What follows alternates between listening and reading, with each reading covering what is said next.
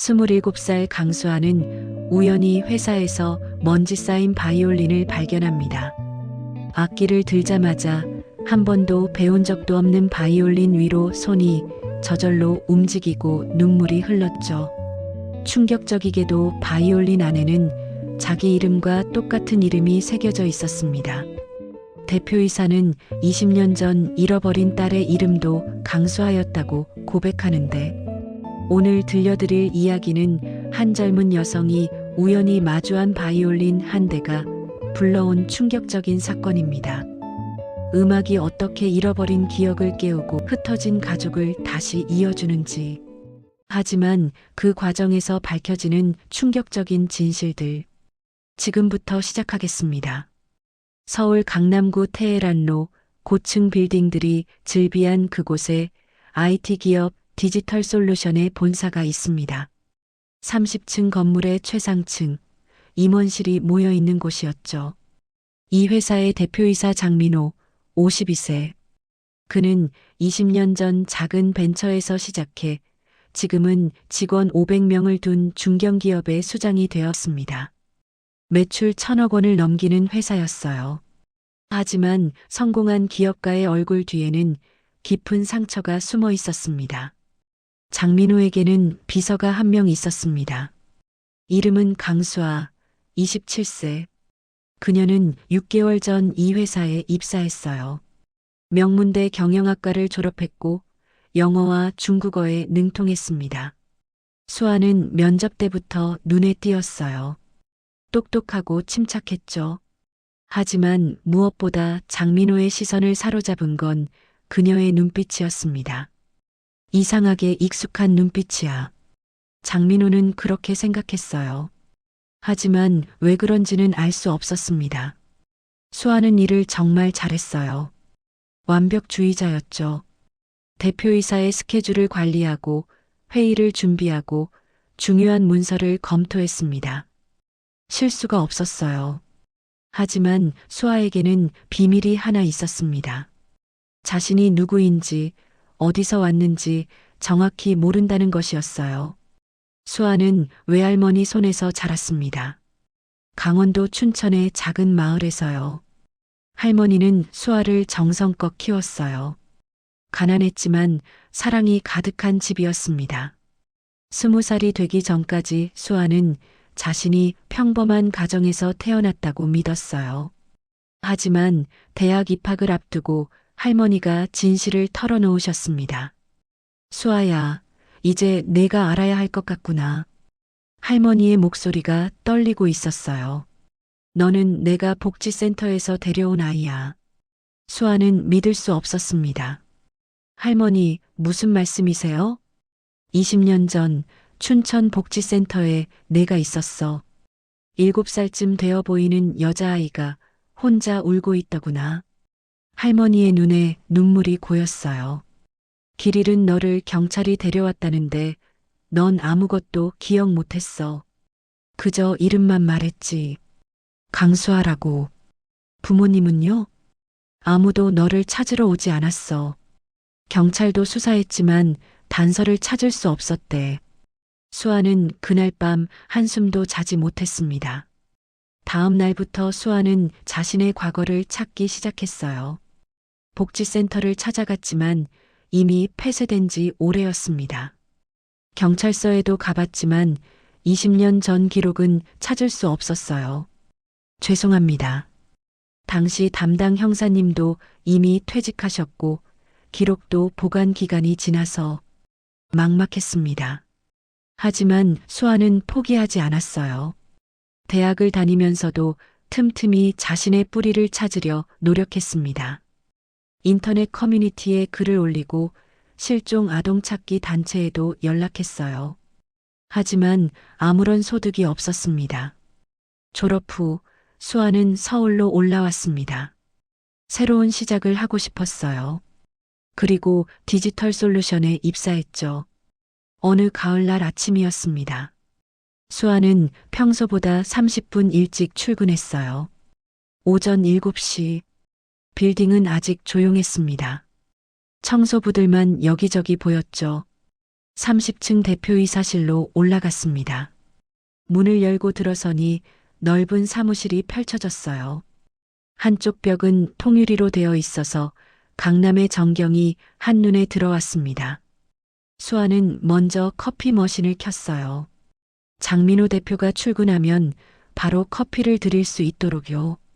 그리고 책상을 정리하기 시작했습니다. 서류를 정리하고 먼지를 닦고 화분에 물을 주었어요.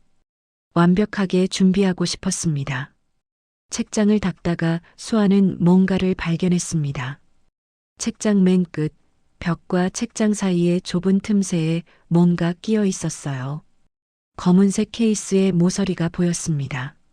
저게 뭐지? 수아는 호기심이 생겼어요.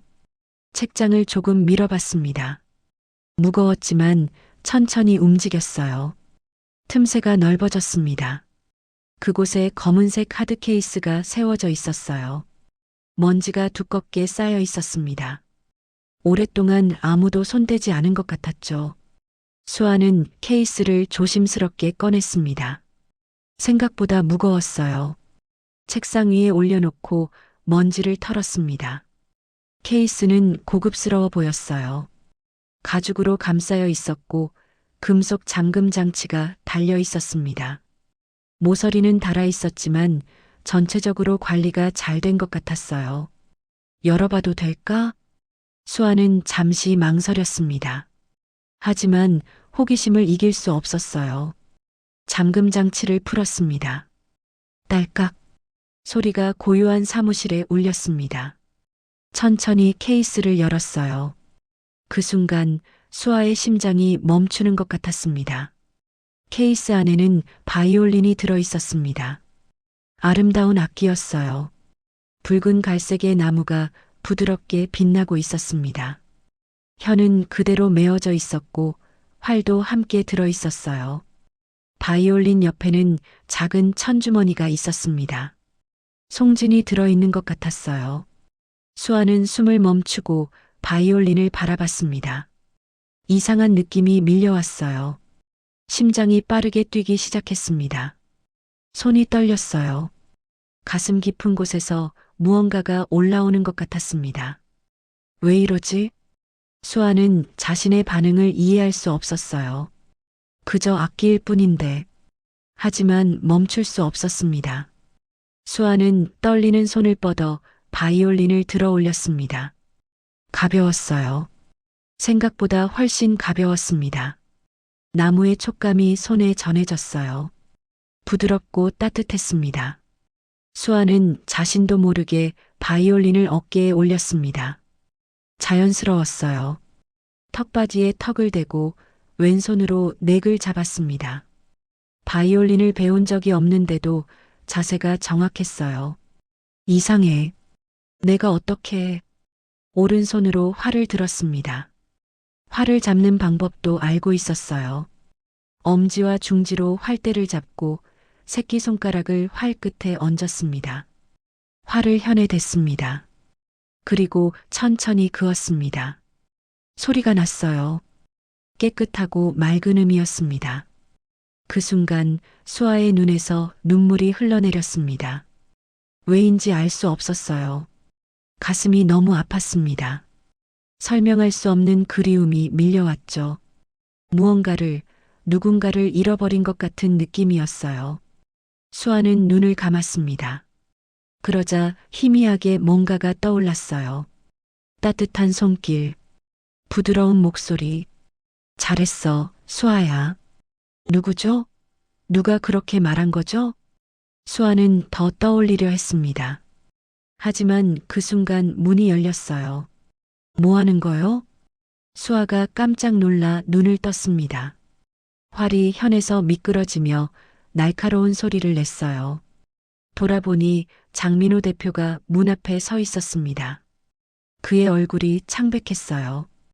입이 굳게 다물어져 있었고 손이 떨리고 있었습니다. 네, 대표님.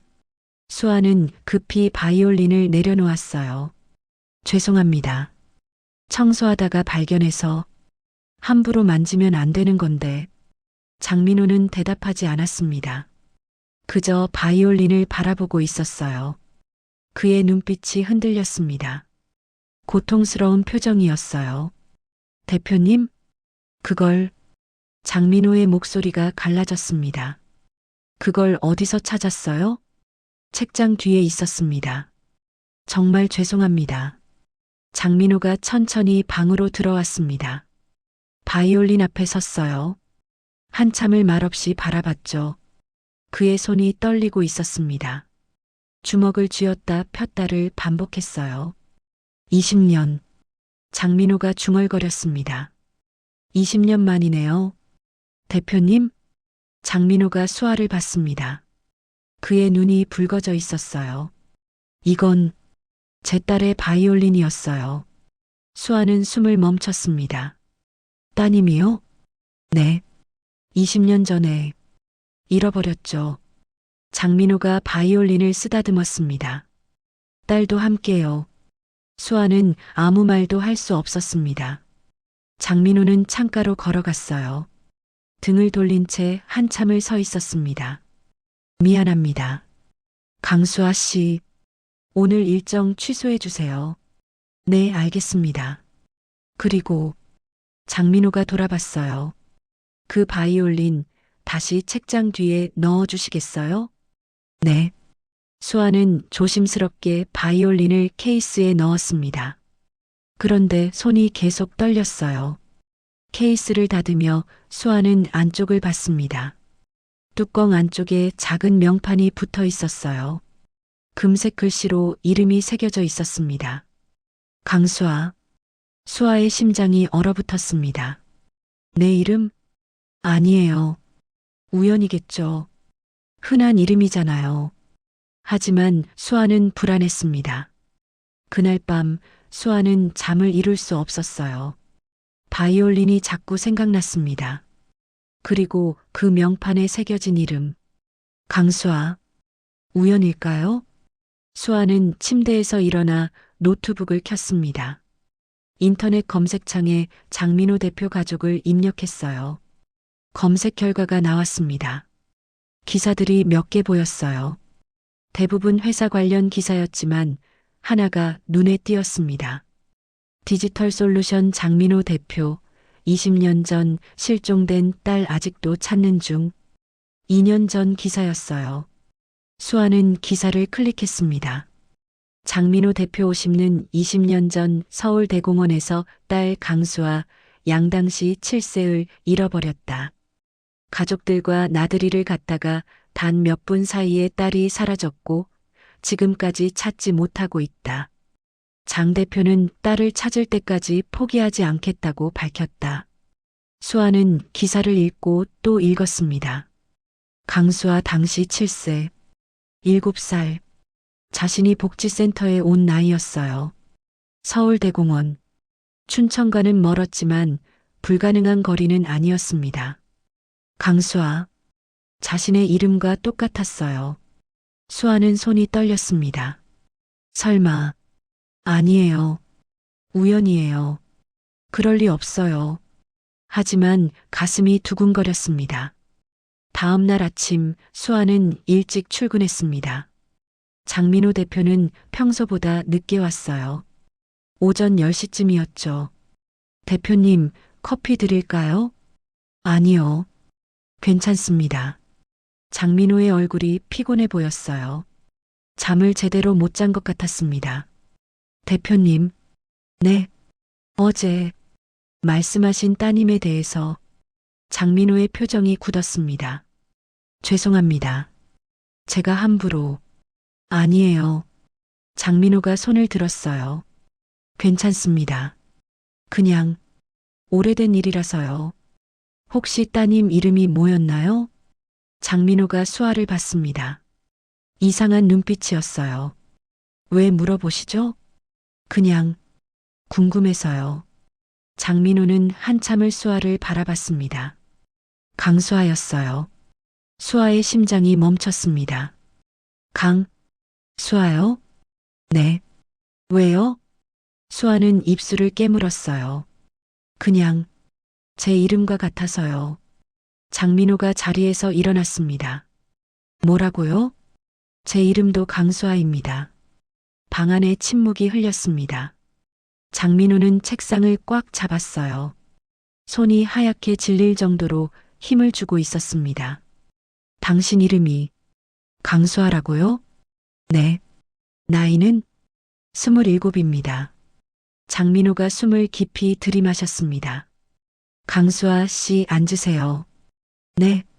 앉으라고요. 수아는 천천히 의자에 앉았습니다. 장민호도 앉았어요. 두 손으로 얼굴을 감쌌습니다. 한참 후 그가 얼굴을 들었습니다. 가족이 어떻게 되시나요? 외할머니 손에서 자랐습니다. 부모님은요? 모릅니다. 장민호의 눈빛이 흔들렸습니다. 태어난 곳은 어디죠? 그것도 모릅니다. 7살 때 춘천 복지센터에서 발견됐다고 들었어요. 장민호가 자리에서 벌떡 일어났습니다. 7살? 네. 언제요? 정확히 언제요? 2005년 4월이라고 들었습니다. 장민호가 비틀거렸어요. 책상을 잡고 겨우 균형을 잡았습니다. 2005년 4월. 그의 목소리가 떨렸습니다. 우리 딸을 잃어버린 게 2005년 4월 12일이었어요. 수아는 숨을 쉴 수 없었습니다. 그리고 그날이 딸의 7번째 생일이었어요. 대표님, 당신 생일이 언제죠? 수아의 입술이 떨렸습니다. 4월 12일입니다. 할머니가 정해주신 날이에요. 장민호가 주저앉았습니다. 두 사람은 말을 잃었습니다. 오랜 침묵이 흘렀어요. 하지만 수아가 먼저 입을 열었습니다. 우연일 수도 있어요. 같은 이름, 같은 나이의 아이가 많을 수 있잖아요. 맞아요.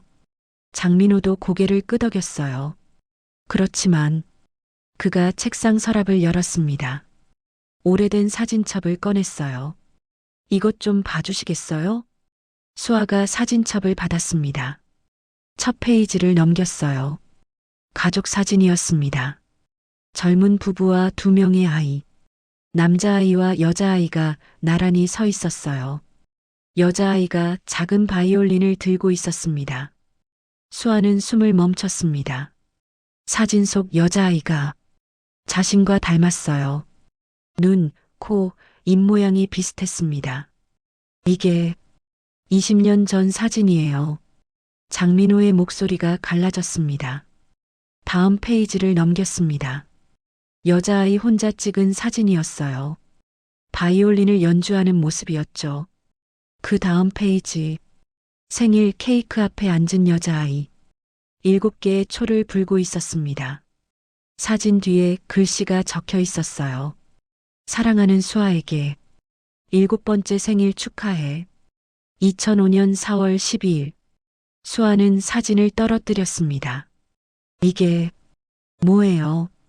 수아의 목소리가 떨렸습니다. 장민호가 사진을 주워들었어요. 우리 딸이에요. 강수아.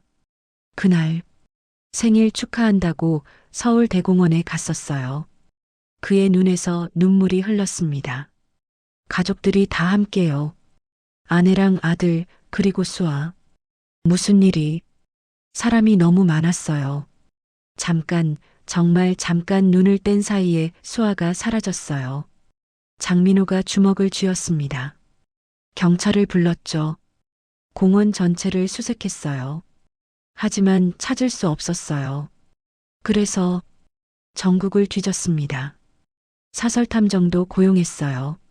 모든 보호소, 모든 병원을 다 확인했죠. 장민호가 수아를 봤습니다. 하지만 없었어요. 우리 딸은 어디에도 없었어요. 수아는 말을 할 수 없었습니다. 춘천까지 갔었나요? 물론이죠. 강원도 전역을 다 뒤졌어요. 하지만 장민호가 고개를 저었습니다. 당신을 찾지 못했어요. 아마 그때는 이미 할머니가 데려가신 후였겠죠. 수아의 손이 떨렸습니다. 하지만 확신할 수는 없잖아요. 맞아요. 장민호가 고개를 끄덕였어요. 그래서 그가 잠시 망설였습니다. DNA 검사를 하고 싶습니다. 수아가 장민호를 봤습니다. 정말요? 확실히 알고 싶어요. 수아 씨도 알고 싶지 않나요? 수아는 천천히 고개를 끄덕였습니다. 그런데 대표님, 네, 만약 정말 제가 따님이라면 수아의 목소리가 떨렸습니다. 왜 기억이 안 나는 걸까요? 7살이면 기억할 나이잖아요. 장민호도 그 생각을 했었습니다. 심리적 트라우마 때문일 수 있어요. 갑자기 가족과 떨어져서 충격을 받으면 기억을 잃을 수도 있나요? 가능합니다. 특히 어린아이는 더 그렇죠. 수아는 자신의 머리를 움켜쥐었어요. 하지만 전혀 기억이 안 나요. 바이올린을 켜는 것 말고는. 바이올린을 켤 줄 알아요? 아니요. 배운 적은 없어요. 그런데 아까 자세가 자연스럽게 나왔어요. 장민호의 눈이 커졌습니다. 우리 딸은 3살 때부터 바이올린을 배웠어요.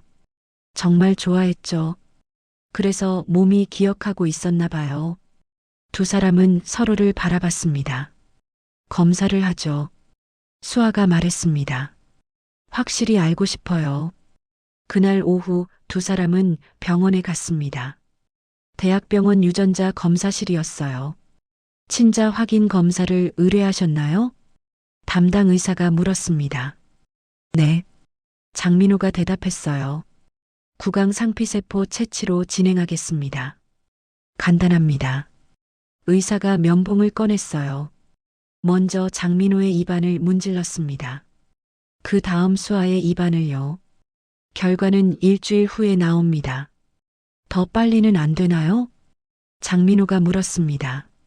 급한 경우 3일 안에 가능합니다만 추가 비용이 상관없습니다. 최대한 빨리 부탁드립니다. 알겠습니다. 병원을 나오며 장민호가 말했습니다. 3일. 3일만 기다리면 알 수 있어요. 네. 수아도 고개를 끄덕였습니다.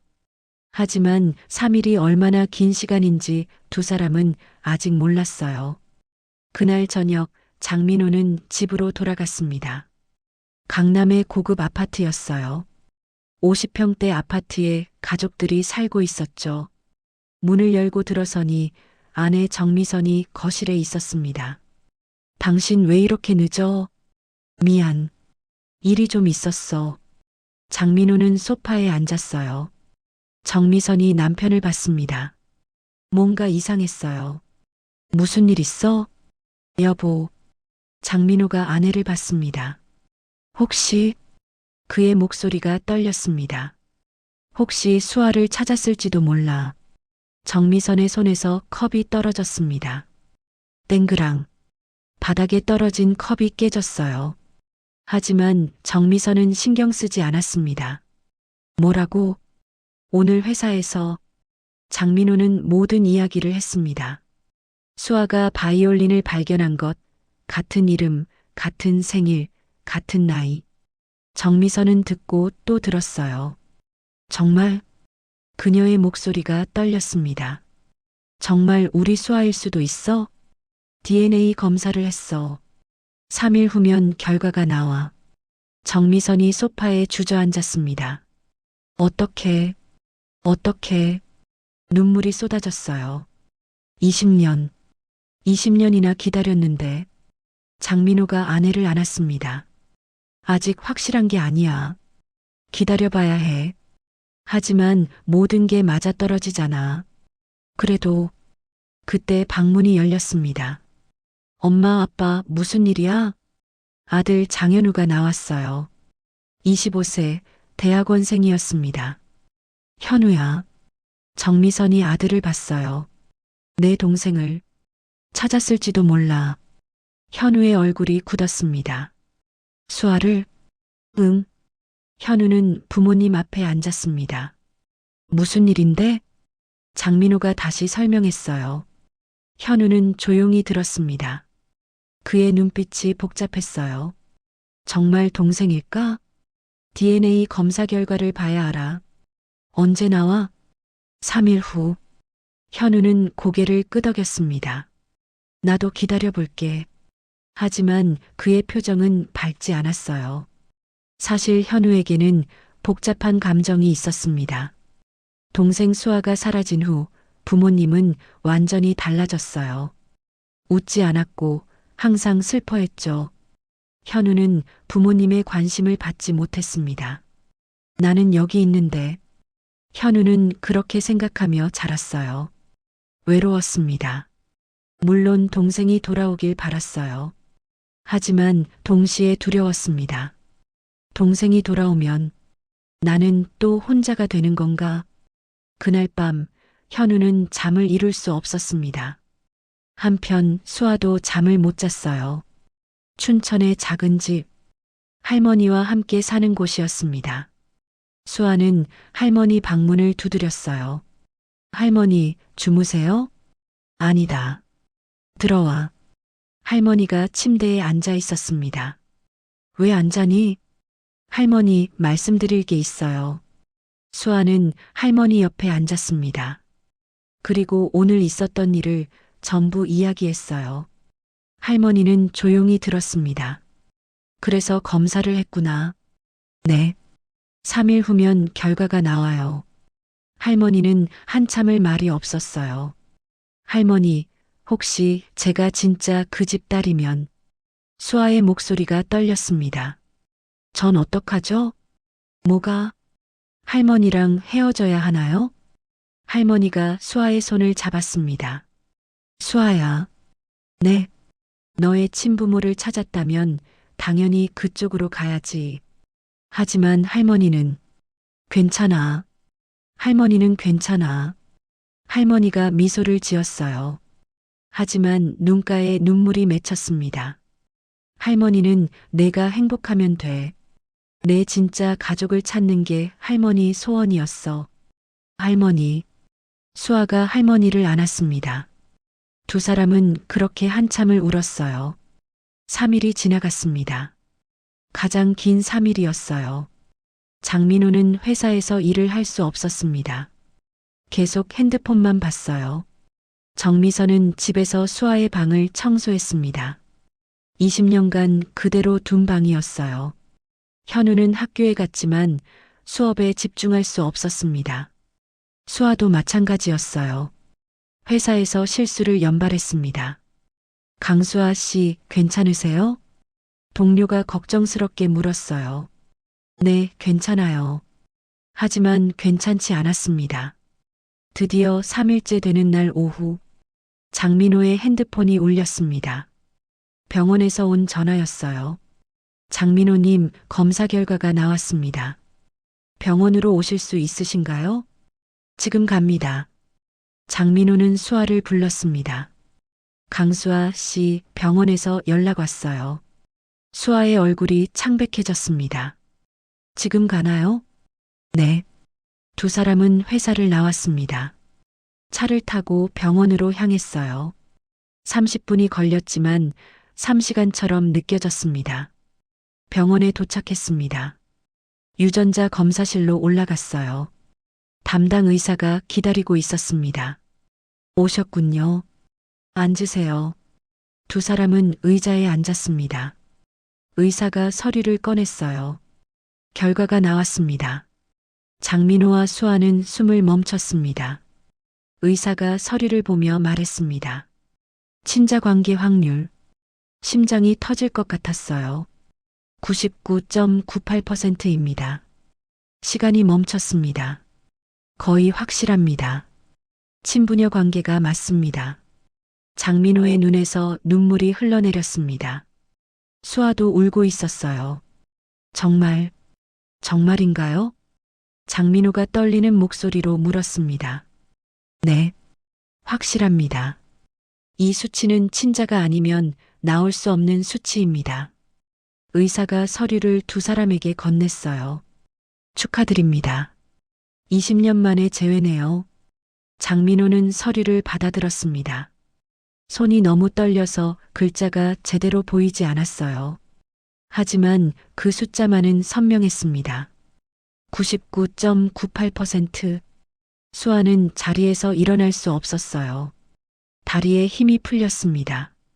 아빠, 그 말이 입에서 나왔어요. 처음으로 한 말이었습니다. 장민호가 수아를 안았습니다. 수아야, 우리 수아. 두 사람은 병원 복도에서 한참을 울었습니다. 지나가는 사람들이 쳐다봤지만 신경 쓰지 않았어요. 20년 만에 재회였습니다. 한참 후 장민호가 전화를 꺼냈습니다. 여보, 나야. 결과 나왔어? 정미선의 목소리가 떨리고 있었습니다. 응.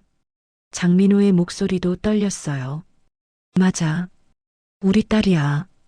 전화기 너머로 정미선의 울음소리가 들렸습니다. 정말 우리 수아야? 응. 확실해. DNA가 99.98% 일치해. 정미선이 흐느꼈습니다. 어디야? 지금 어디 있어? 병원이야. 지금 집으로 갈게. 빨리 와. 빨리. 전화가 끊겼습니다. 장민호가 수아를 봤어요. 집에 가자. 엄마가 기다리고 계셔. 엄마. 수아는 그 단어가 낯설었습니다. 하지만 따뜻했어요. 네. 두 사람은 차를 타고 장민호의 집으로 향했습니다. 강남의 아파트에 도착했어요. 엘리베이터를 타고 올라갔습니다. 15층이었죠. 문을 열자 정미선이 현관에 서 있었습니다. 그녀는 수아를 보는 순간 주저앉았어요. 수아야. 정미선이 기어가듯 수아에게 다가왔습니다. 정말 내가 맞니? 우리 수아가 맞니? 네. 엄마. 수아도 무릎을 꿇었어요. 정미선이 수아를 껴안았습니다. 미안해. 정말 미안해. 그녀가 흐느꼈어요. 엄마가 널 지키지 못했어. 그날 단 몇 분이었는데. 괜찮아요, 엄마. 수아도 울었습니다. 저는 잘 살았어요. 고생했지? 많이 힘들었지? 아니에요. 할머니가 저를 잘 키워주셨어요. 두 사람은 한참을 울었어요. 장민호도 서서 울고 있었습니다. 그때 안쪽에서 현우가 나왔습니다. 동생. 현우가 수아를 봤어요. 수아도 현우를 봤습니다. 오빠? 응, 나야. 현우가 다가왔습니다. 하지만 멈췄어요. 정말 너야? 수아야? 응. 수아가 일어나 오빠에게 다가갔습니다. 오빠, 나 기억 안 나? 기억나. 물론 기억나지. 현우의 눈에도 눈물이 고였어요. 내가 얼마나 말썽쟁이였는데. 매일 내 뒤를 졸졸 따라다니고. 정말? 응. 그리고 바이올린 연습할 때 내가 듣고 박수 쳐주면 좋아했어. 수아는 기억나지 않았습니다. 하지만 가슴이 따뜻해졌어요. 현우가 수아를 안았습니다. 돌아와줘서 고마워. 가족은 거실에 모여 앉았습니다. 정미선이 사진첩을 꺼냈어요. 이것 봐. 내가 어렸을 때. 사진첩을 펼쳤습니다. 갓난아기였던 수아. 돌잔치 사진. 유치원 입학 사진. 하나하나 넘기며 정미선이 설명했어요. 이건 내가 3살 때 처음 바이올린을 잡은 날이야. 사진 속에서 어린 수아가 작은 바이올린을 들고 있었습니다. 넌 정말 바이올린을 좋아했어. 매일 연습했지. 제가요? 응. 선생님이 내 재능이 대단하다고 했어. 계속 배우면 훌륭한 연주자가 될 거라고. 수아는 사진을 바라봤습니다. 낯선데 익숙했어요. 이건 7번째 생일. 마지막 사진이었습니다. 생일 케이크 앞에 앉은 수아. 가족들이 둘러싸고 있었어요. 그날 오후에 서울대공원에 갔어. 내가 동물원 가고 싶다고 해서. 정미선의 목소리가 떨렸습니다. 그런데 괜찮아요, 엄마. 이제 다 지난 일이에요. 수아가 엄마의 손을 잡았습니다. 저 여기 있잖아요. 정미선이 고개를 끄덕였어요. 그날 밤 수아는 자신의 방에서 잤습니다. 20년간 그대로 보존된 방이었어요. 작은 침대, 책상, 책장, 벽에는 음악가들의 포스터가 붙어 있었습니다. 책장에는 동화책들이 꽂혀 있었어요. 수아는 한 권을 꺼내봤습니다. 강수아. 표지 안쪽에 이름이 적혀 있었습니다. 어린아이의 삐뚤빼뚤한 글씨였어요. 자신의 글씨였겠죠. 수아는 침대에 누웠습니다. 천장을 보며 생각했어요. 나는 정말 여기서 살았구나. 이상한 기분이었습니다. 기억나지 않는데 익숙했어요. 눈을 감았습니다. 그러자 희미하게 뭔가가 떠올랐어요. 따뜻한 햇살, 엄마의 목소리, 수아야, 연습 잘했어. 바이올린 소리, 오빠의 웃음, 조각조각 흩어진 기억들이었습니다. 수아는 눈물을 흘렸어요. 조금씩 기억나고 있어. 다음 날부터 수아는 회사를 그만뒀습니다. 더 이상 비서로 일할 수 없었으니까요. 자신이 대표의 딸이었으니까. 하지만 수아는 할 일이 있었어요. 할머니를 만나러 가는 것이었습니다. 춘천으로 내려갔어요. 장민호와 정미선도 함께 갔습니다. 할머니 집 앞에 도착했습니다. 초인종을 눌렀어요. 누구세요? 할머니, 저예요. 수아. 문이 열렸습니다. 할머니가 나왔어요. 그리고 뒤에 있는 부부를 봤습니다. 어서 오세요. 할머니의 목소리가 떨리고 있었습니다. 거실로 들어갔어요. 장민호와 정미선이 할머니 앞에서 무릎을 꿇었습니다. 할머니. 장민호의 목소리가 떨렸어요. 감사합니다. 우리 딸을, 수아를 키워주셔서. 정미선도 고개를 숙였습니다. 정말 감사합니다. 할머니가 아니었다면. 할머니가 두 사람을 일으켰어요. 일어나세요. 저는 그저 이 아이를 사랑했을 뿐이에요. 그래도 수아가 행복하면 그걸로 충분합니다. 할머니가 수아를 봤어요. 수아야. 네, 할머니. 이제 내 가족에게 가렴. 그들이 널 기다렸어. 하지만 할머니는 괜찮아. 할머니가 미소를 지었습니다. 하지만 눈가에 눈물이 맺혔어요. 정미선이 할머니의 손을 잡았습니다. 할머니, 저희와 함께 사시면 안 될까요? 할머니가 놀란 표정을 지었어요. 저희 집으로 오세요. 수아도 원하고 저희도 원합니다. 하지만 할머니는 수아를 20년간 키워주셨어요. 저희 가족이나 다름없습니다. 장민호도 고개를 끄덕였어요. 그렇습니다. 함께 사시죠. 할머니는 한참을 생각했습니다. 그리고 천천히 고개를 끄덕였어요. 감사합니다. 일주일 후 강남의 아파트. 거실 한쪽에 바이올린 케이스가 놓여 있었습니다. 가족들이 모여 앉아 있었어요. 장민호, 정미선, 현우, 그리고 할머니까지. 칠 수 있겠니? 정미선이 물었습니다. 수아는 케이스를 열었어요. 20년 만에 다시 꺼내본 바이올린이었습니다. 손에 들어 올렸어요. 어깨에 올렸습니다. 자연스러웠어요. 활을 들었습니다. 그리고 연주하기 시작했습니다. 비발디의 사계 중 봄. 선율이 흘러나왔어요. 아름다웠습니다. 정미선이 눈물을 흘렸어요. 내가 제일 좋아하던 곡이야. 수아의 손이 자연스럽게 움직였습니다. 몸이 기억하고 있었어요. 연주가 끝났습니다. 가족들이 박수를 쳤습니다. 할머니도 박수를 치며 눈물을 닦았어요. 우리 수아 정말 잘한다. 수아는 바이올린을 내려놓았습니다. 그리고 가족들을 바라봤어요. 잃어버렸던 20년. 하지만 이제 찾았습니다. 창밖으로 봄 햇살이 쏟아져 들어왔습니다.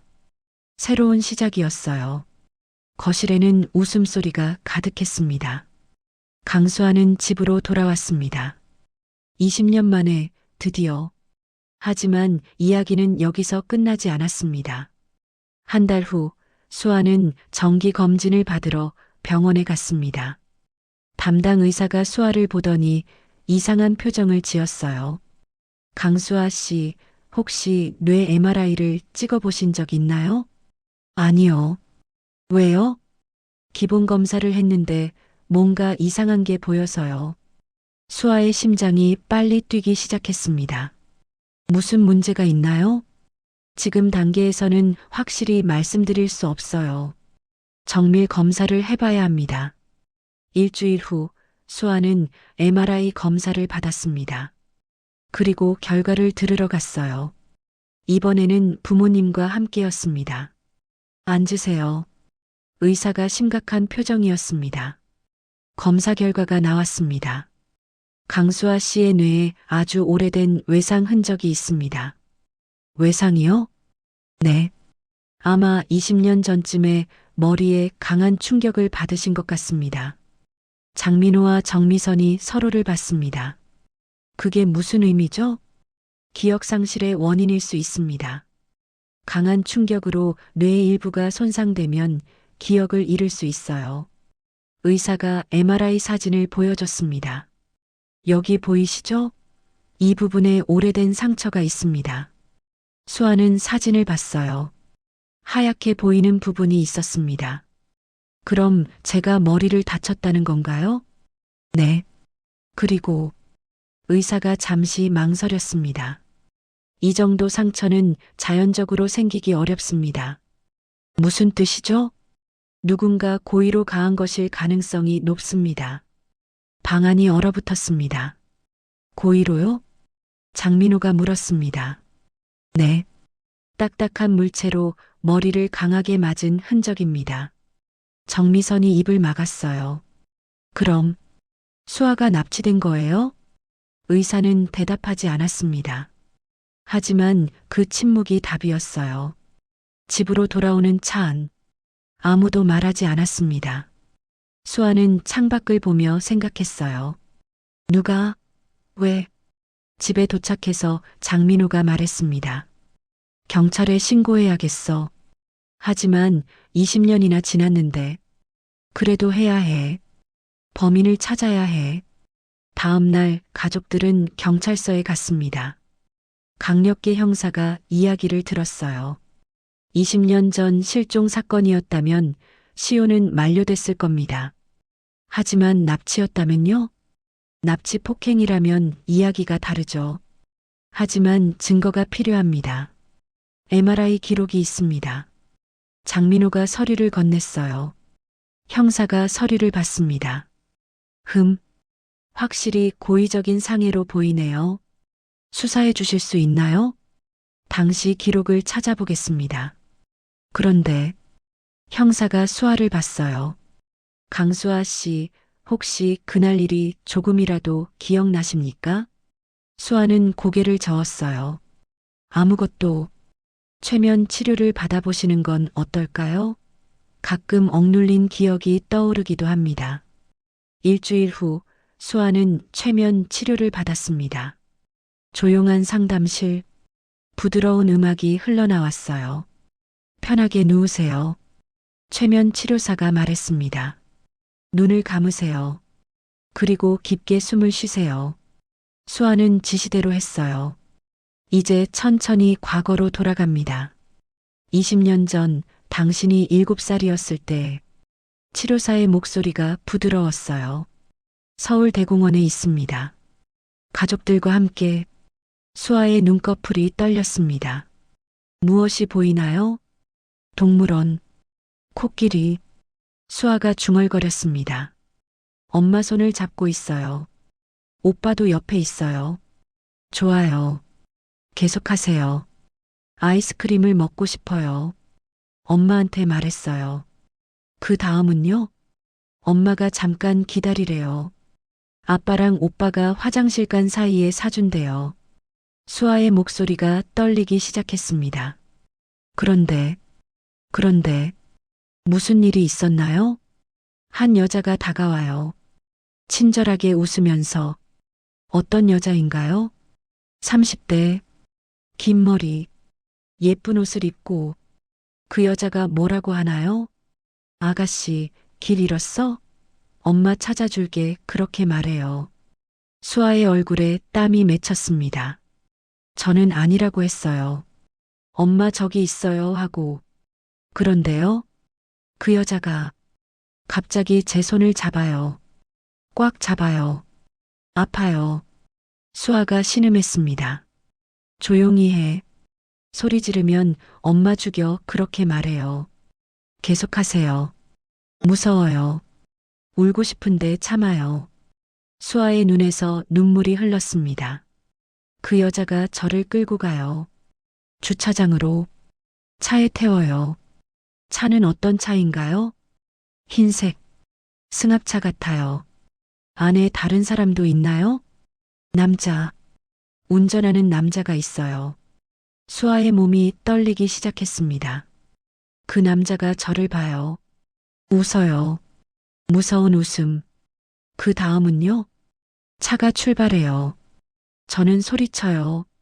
엄마, 엄마, 하고 수아가 울기 시작했습니다.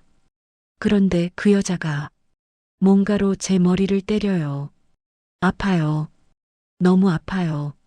수아 씨, 괜찮습니다. 이제 안전해요. 치료사가 말했습니다. 천천히 깨어나세요. 수아가 눈을 떴어요. 얼굴이 눈물로 젖어 있었습니다. 기억났어요. 수아가 떨리는 목소리로 말했습니다. 납치당했어요. 여자와 남자, 두 명이었어요. 형사가 급히 메모했습니다. 차는 어땠나요? 색깔, 종류, 흰색 승합차, 뒤에 창문이 까맣게 선팅되어 있었어요. 그 사람들 얼굴은요? 여자는 30대 중반, 긴 생머리에 키가 컸어요. 남자는 잘 못 봤어요. 모자를 쓰고 있었거든요. 형사가 고개를 끄덕였어요. 좋습니다.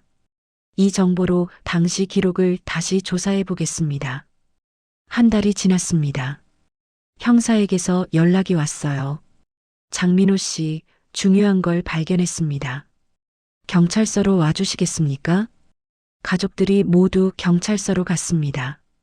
형사가 오래된 파일을 꺼냈어요.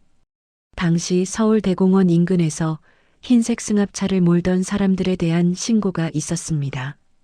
정말요? 네. 한 목격자가 이상한 걸 봤다고 신고했어요.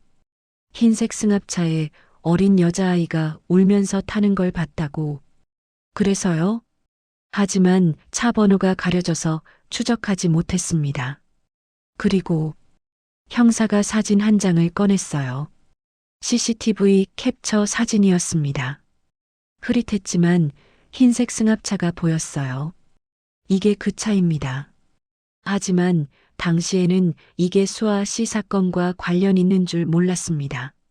장민호가 사진을 자세히 봤어요. 이걸로 범인을 찾을 수 있나요? 차량 모델을 특정할 수 있습니다. 그리고 형사가 컴퓨터를 켰어요. 당시 비슷한 유형의 아동 실종 사건이 더 있었습니다. 화면에 여러 사건 파일이 떴습니다. 2000년부터 2005년 사이 서울 경기 지역에서 7명의 어린이가 실종됐습니다. 모두 비슷한 방식이었어요. 같은 범인이라는 건가요? 가능성이 높습니다. 그리고 그중 3명은 나중에 발견됐습니다. 어디서요? 형사가 심각한 표정을 지었어요. 불법 입양 조직에서요. 방안이 조용해졌습니다. 불법 입양? 네. 당시 한 조직이 아이들을 납치해서 돈을 받고 입양시켰습니다. 주로 해외로요. 정미선이 손으로 입을 막았어요. 그럼 수아도 아마 그 조직의 타겟이었을 겁니다. 하지만 형사가 수아를 봤어요. 강수아 씨는 운이 좋았습니다.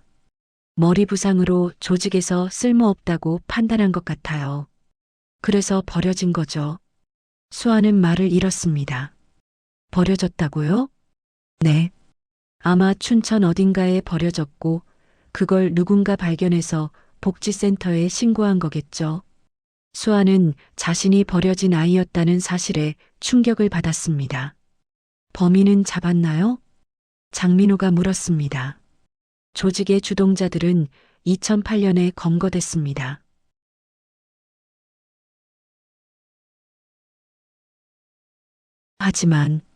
하지만요, 일부는 잡히지 않았습니다. 특히 실행범들이요. 형사가 또 다른 파일을 꺼냈어요.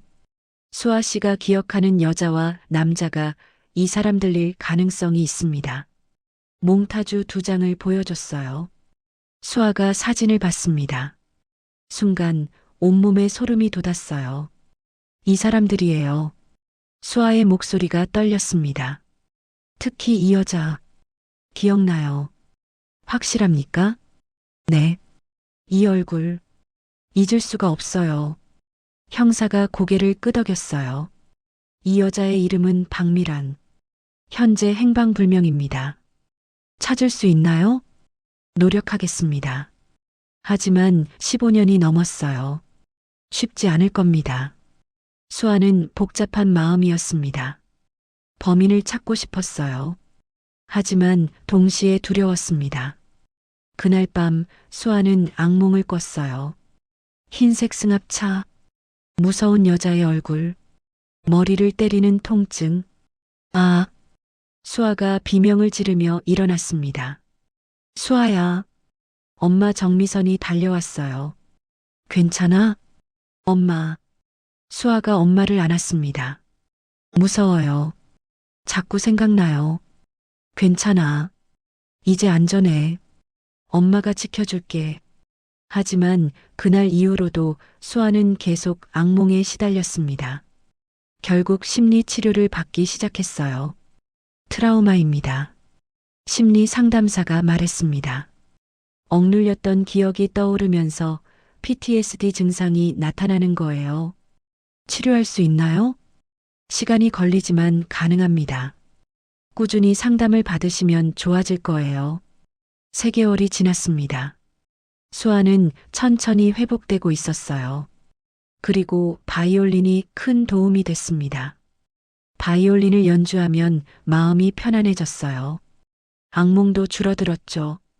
음악 치료 효과가 있군요. 상담사가 말했습니다. 계속하세요. 아주 좋은 방법입니다. 어느 날 형사에게서 연락이 왔습니다. 장민호 씨, 박미란을 찾았습니다. 정말요? 네. 부산에서 살고 있더군요. 가명을 쓰고 있었지만 우리가 찾아냈습니다. 지금 어디 있습니까? 구속했습니다. 곧 조사할 예정입니다. 일주일 후 수아는 경찰서에 갔습니다. 대질 조사를 하기 위해서였어요. 유리창 너머로 한 여자가 앉아 있었습니다. 이제는 50대가 된 박미란이었어요. 수아는 그녀를 봤습니다. 순간 모든 기억이 선명하게 떠올랐어요. 당신이, 수아의 목소리가 떨렸습니다. 당신이 저를 납치했어요. 박미란은 고개를 숙이고 있었습니다. 답하세요. 형사가 말했습니다. 한참 후 박미란이 고개를 들었어요. 미안합니다. 그녀의 목소리가 작았습니다. 제가 잘못했습니다. 왜 그랬어요? 수아가 물었습니다. 돈 때문이었어요.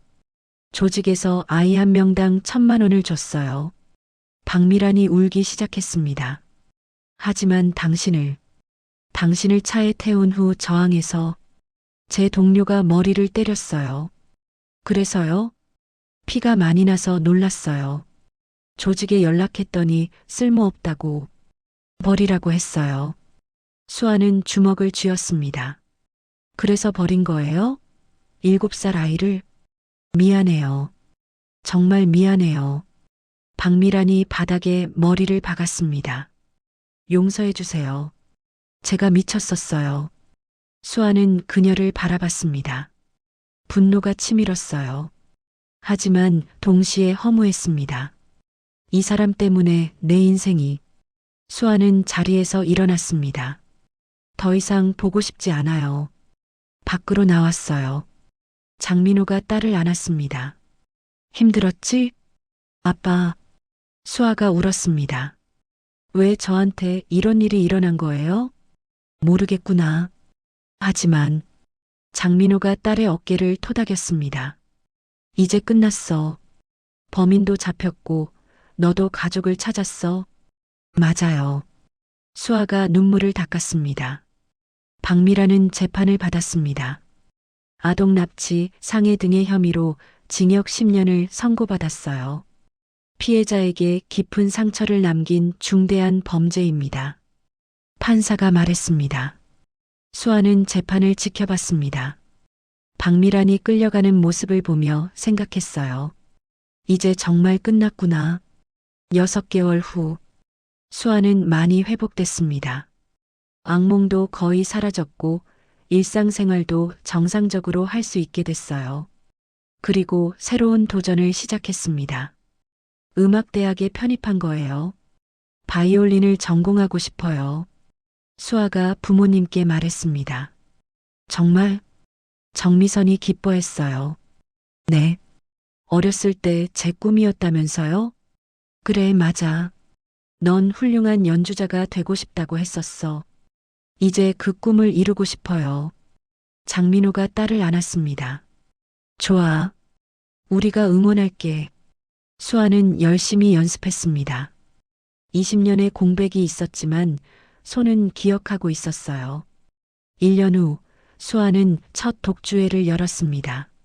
작은 공연장이었지만 가족들과 친구들이 모두 왔어요. 할머니도 왔습니다. 춘천에서 올라오셨어요. 무대에 오른 수아는 바이올린을 들었습니다. 객석을 봤어요. 엄마, 아빠, 오빠, 할머니 모두 미소 지으며 자신을 보고 있었습니다. 수아는 연주를 시작했습니다. 비발디의 사계. 아름다운 선율이 공연장을 채웠어요. 수아는 눈을 감고 연주했습니다. 20년 전 잃어버렸던 것들, 가족, 기억, 꿈, 모든 것을 되찾았습니다. 마지막 음이 울려 퍼졌습니다. 박수 소리가 터져 나왔어요. 수아는 눈을 떴습니다. 엄마가 울고 있었어요. 행복의 눈물이었죠. 수아도 미소를 지었습니다. 커튼콜을 하며 수아는 생각했어요. 이제 정말 집에 왔구나. 무대 위에서 바이올린을 들고 가족들 앞에서 강수아는 드디어 집으로 돌아왔습니다. 여러분, 오늘 이야기는 여기까지입니다. 수아는 20년 만에 가족을 찾았습니다. 하지만 그 과정은 쉽지 않았어요. 잃어버린 기억, 트라우마, 범인 찾기까지. 하지만 수아는 포기하지 않았습니다. 그리고 결국 모든 것을 되찾았죠. 음악의 힘은 정말 놀랍습니다. 바이올린 하나가 수아의 기억을 깨웠고 가족을 찾게 해줬어요. 그리고 수아에게는 두 가족이 있습니다. 자신을 낳아준 가족과 자신을 키워준 할머니. 모두 소중한 가족이에요. 여러분도 혹시 잃어버린 무언가가 있나요? 포기하지 마세요. 언젠가 다시 만날 수 있을 거예요.